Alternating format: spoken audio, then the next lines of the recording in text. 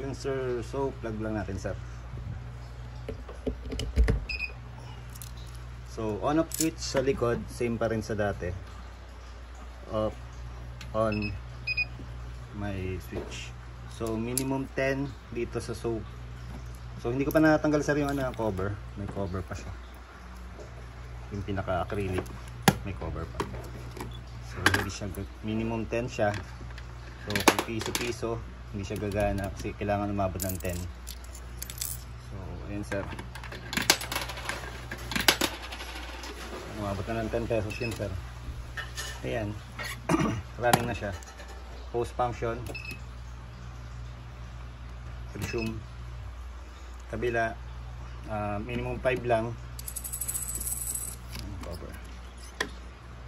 Ayan sir, pag piso hindi siya gagana. Kailangan umabot ng 5 piso o higit pa.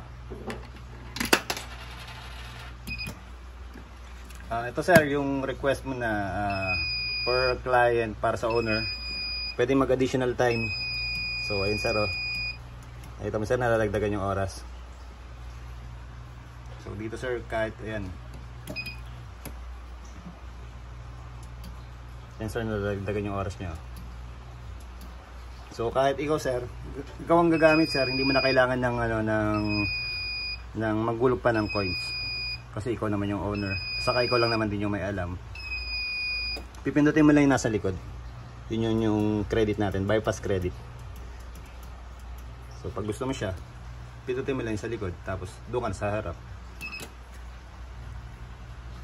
So nagpa-function na kagad sir yung yung machine kahit wala kang hinuhulog na coins. Yun yung tinatawag natin bypass.